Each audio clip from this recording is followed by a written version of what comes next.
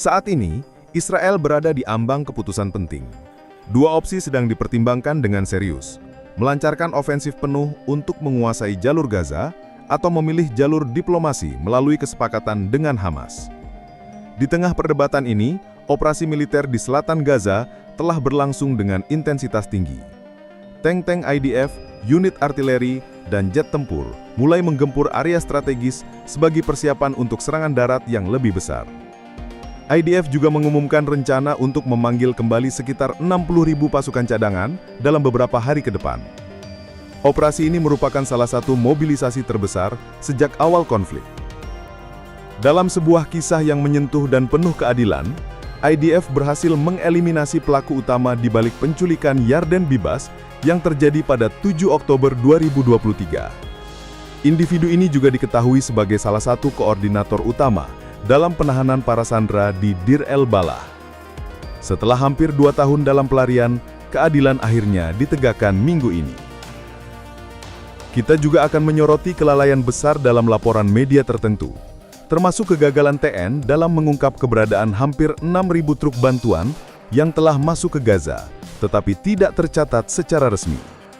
Ini bukan sekedar kesalahan teknis, melainkan sebuah celah informasi yang mempengaruhi persepsi dunia terhadap situasi kemanusiaan di wilayah konflik. Lebih jauh lagi, Mesir telah mengusulkan rencana yang cukup mengejutkan, meminta Hamas untuk menyerahkan senjata mereka sebagai bagian dari inisiatif perdamaian. Usulan ini memberikan harapan di tengah ketegangan yang berkepanjangan tanpa tanda-tanda akan berakhir. Menariknya, perkembangan diplomatik juga muncul di wilayah utara, di mana Israel dan Suriah dilaporkan mengirim delegasi ke Paris untuk membahas kembali kesepakatan keamanan maritim. Ini menunjukkan bahwa meskipun konflik terus berlanjut, saluran diplomasi tetap terbuka di beberapa sisi. Di sisi lain, militer Iran menyatakan kesiapan mereka untuk konfrontasi langsung dengan Israel. Meski secara ironis, Iran sedang menghadapi krisis air yang serius hingga memaksa penutupan beberapa kantor pemerintahan. Dalam beberapa hari ke depan, Israel berencana meluncurkan operasi besar-besaran untuk menguasai kota Gaza. Operasi ini melibatkan pengerahan pasukan reguler dan aktivasi sekitar 130.000 personel cadangan yang dijadwalkan dimulai sebelum akhir musim panas ini. 5 divisi utama, yang sebagian besar terdiri dari unit-unit tempur aktif, akan terlibat. Fase awal operasi telah dimulai dengan unit tank dan pesawat tempur melakukan serangan intensif di wilayah Zaitun dan Sabra di selatan kota Gaza. Serangan ini ditujukan untuk membuka jalan bagi operasi darat dalam beberapa minggu mendatang. Salah satu perkembangan paling penting adalah keberhasilan IDF dalam menargetkan dan membunuh Kamal Salem Najar, sosok kunci dari kelompok jihad Islam yang terlibat langsung dalam penculikan Yarden Bibas. Selain itu, Rasan Elhani Sarlut, pemimpin propaganda Hamas yang berperan penting dalam penyelenggaraan acara propaganda Sandra, juga dilaporkan tewas dalam serangan udara IDF di Dir el-Balah. Serangan-serangan ini fokus pada elemen-elemen utama dari infrastruktur Hamas dan kelompok bersenjata lainnya. Media di dunia Arab melaporkan bahwa serangan udara yang intensif terus berlangsung, terutama di wilayah Zaitun. Selain serangan udara, IDF juga melaksanakan operasi besar-besaran untuk menghancurkan fasilitas bawah tanah milik Hamas. Dalam konteks kemanusiaan, Israel menghadapi tekanan internasional mengenai jumlah bantuan yang diizinkan masuk ke Gaza. Pemeriksaan yang dilakukan oleh Koordinator Aktivitas Pemerintah Israel di Wilayah Palestina, COGAT, menunjukkan adanya perbedaan signifikan antara data aktual dan laporan dari AS. Tercatat lebih dari 9.200 truk bantuan telah masuk ke Gaza sejak Mei, jauh lebih banyak daripada angka 3.553 yang dilaporkan oleh pihak AS. COGAT menyatakan bahwa dashboard publik yang digunakan oleh AS hanya mencatat sebagian dari total bantuan, mengabaikan kontribusi dari negara-negara lain, organisasi internasional, dan sektor swasta. Ini menciptakan narasi yang tidak akurat di media internasional dan mempengaruhi pandangan para pengambil keputusan global. Dalam ranah diplomasi, Hamas dilaporkan akan segera bertemu dengan utusan khusus AS, Steve Witkoff, untuk membahas kemungkinan gencatan senjata dan solusi jangka panjang. Di utara, situasi menunjukkan tanda-tanda perbaikan dengan Hizbullah mulai mundur dan pemerintah Lebanon menyadari bahwa operasi kelompok ini membebani negara secara signifikan. Di sisi lain, situasi di Israel dapat berubah dengan cepat. Dalam satu momen, semuanya terlihat tenang. Tetapi dalam hitungan detik, sirena berbunyi, rudal diluncurkan, dan warga sipil berlarian mencari perlindungan. Meskipun ketegangan dengan Iran mungkin mereda untuk sementara, tidak ada yang bisa memastikan bahwa ancaman telah berakhir. Bahaya masih tetap ada. Hanya bentuknya yang berbeda, dan itulah alasan mengapa Magen David Adom terus bersiap. Mereka tidak henti-hentinya menyiapkan ambulan, memeriksa peralatan, mengadakan simulasi darurat, dan melatih tenaga medis baru. Ketika panggilan itu datang, yang pasti akan terjadi, tidak akan ada waktu untuk menunggu. Mereka harus bertindak cepat, tanpa peringatan dan tanpa kesempatan kedua. Namun, kesiapan mereka sangat bergantung pada dukungan Anda. Dana dibutuhkan untuk pengadaan ambulans baru, peralatan medis, perlindungan balistik, dan pelatihan bagi para medis. Kedua opsi ini berjalan secara paralel, masing-masing memiliki implikasi strategis dan kemanusiaan yang signifikan. Jika opsi militer diambil, dalam beberapa minggu IDF akan mengerahkan pasukan reguler, didukung oleh mobilisasi sekitar 50.000 cadangan. Fase pertama akan melibatkan evakuasi sekitar 850.000 penduduk Gaza dari kota, diikuti dengan pembukaan 10 pusat evakuasi. Setelah itu, Israel akan meluncurkan operasi udara dan darat, termasuk penyerbuan ke infrastruktur bawah tanah untuk menguasai sepenuhnya kota Gaza. Di sisi lain, jika jalur perjanjian yang dipilih, sebagian besar tuntutan Hamas telah disetujui oleh Israel, yang akan menciptakan masa tenang selama 60 hari. IDF akan secara bertahap menarik pasukannya dari wilayah dalam Gaza, mundur antara 800 meter hingga 1 kilometer dari perbatasan. Koridor Philadelphia akan tetap di bawah kendali militer Israel, dengan aktivitas udara dibatasi sesuai dengan perjanjian yang ada. Namun, ada dua titik krusial yang belum disepakati. Pertama, kontrol atas koridor Salah al-Din yang menjadi akses menuju Rafah, apakah akan tetap di bawah kendali Israel? Kedua, status pembukaan penyeberangan Rafah. Beberapa laporan menunjukkan kemungkinan pembukaan dua arah, tetapi keputusan akhir belum diambil. Di Kairo, Kepala Intelijen Mesir, Jenderal Hasan Rashad, telah mengumpulkan delegasi Hamas yang dipimpin oleh Hilal Al-Haya bersama 7 organisasi Palestina lainnya.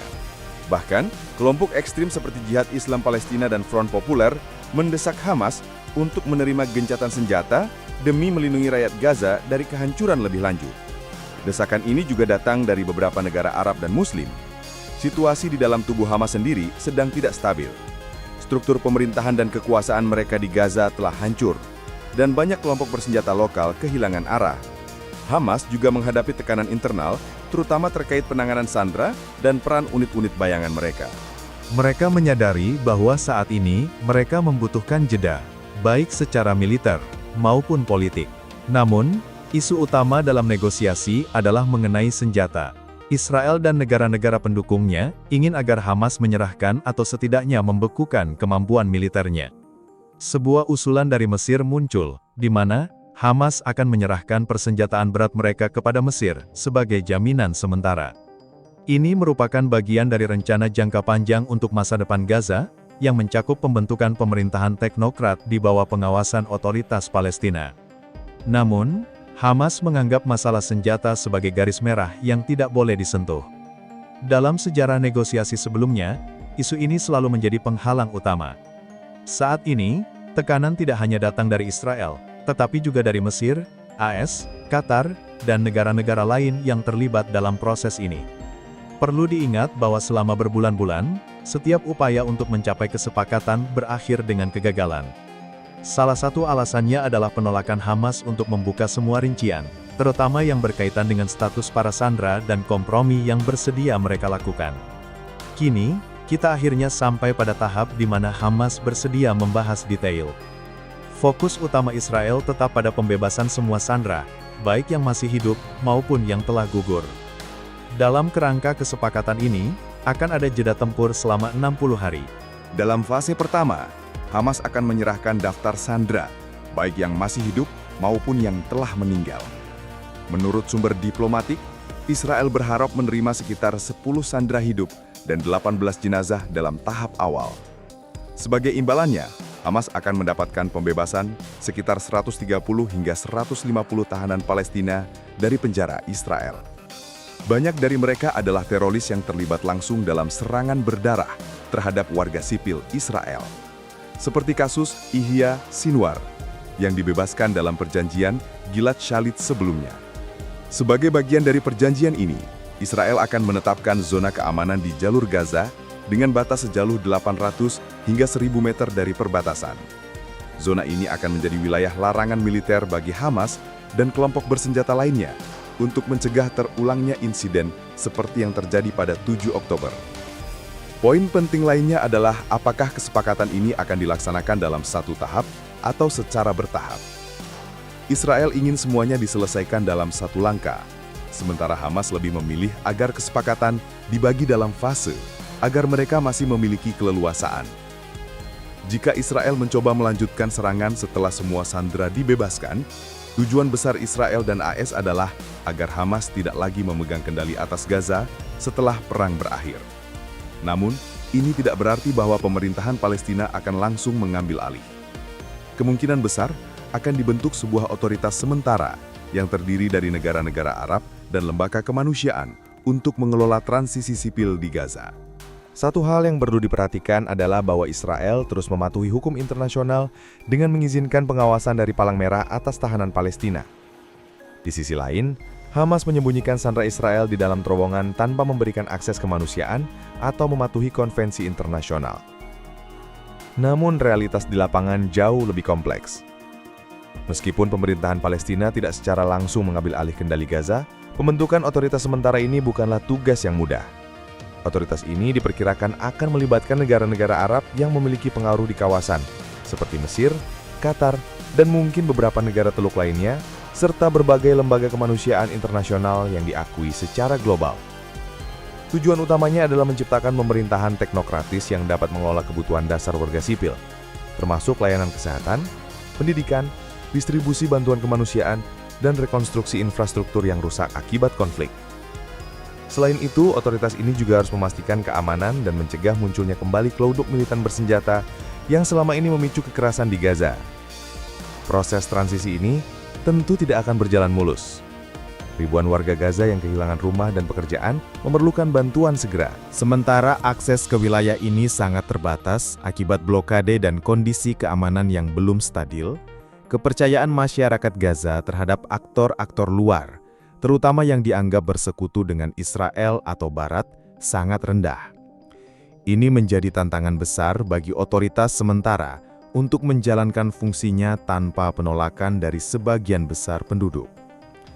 Di tengah situasi ini, Israel secara resmi menegaskan komitmennya untuk mematuhi hukum internasional dan hak-hak tahanan dengan memberikan akses pengawasan kepada Palang Merah Internasional atas tahanan Palestina yang mereka pegang.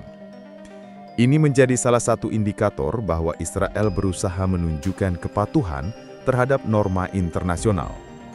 Meskipun kondisi keamanan dan ketegangan politik tetap tinggi, Hamas justru melakukan tindakan yang bertentangan dengan hukum humaniter internasional. Organisasi ini dilaporkan sengaja menyembunyikan sandera Israel di lokasi-lokasi tersembunyi seperti terowongan bawah tanah dan fasilitas militer, yang tidak hanya membuat upaya negosiasi dan pembebasan menjadi lebih rumit, tetapi juga membahayakan nyawa sandera.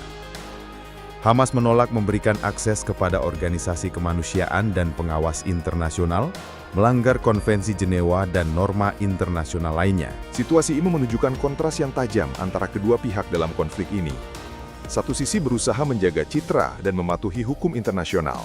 Sementara pihak lainnya memilih strategi yang memanfaatkan posisi tawar dengan cara yang kontroversial dan beresiko tinggi. Kedepan, tantangan terbesar dalam proses perdamaian dan rekonstruksi Gaza adalah bagaimana memastikan keamanan jangka panjang, menghapus kelompok militan bersenjata, dan membangun struktur pemerintahan yang dapat menjalankan fungsi sipil secara efektif dan inklusif. Ini bukan hanya masalah politik, tetapi juga isu kemanusiaan yang harus diperhatikan oleh semua pihak yang terlibat, termasuk Israel, Palestina, negara-negara Arab, dan komunitas internasional. Penting untuk dicatat bahwa perdamaian yang berkelanjutan di Gaza tidak hanya bergantung pada kesepakatan militer atau politik, tetapi juga pada bagaimana komunitas internasional dapat menyediakan bantuan yang berkelanjutan, dukungan untuk rekonstruksi, dan memberikan tekanan kepada semua pihak untuk mematuhi perjanjian yang telah disepakati. Masa depan Gaza sangat tergantung pada kesediaan Hamas untuk bertransformasi atau setidaknya melepaskan kendali atas senjata berat dan kelompok bersenjata. Di sisi lain, kesanggupan Israel dan mitra internasional untuk membantu membangun kembali kehidupan sipil yang damai dan stabil di wilayah tersebut juga sangat penting.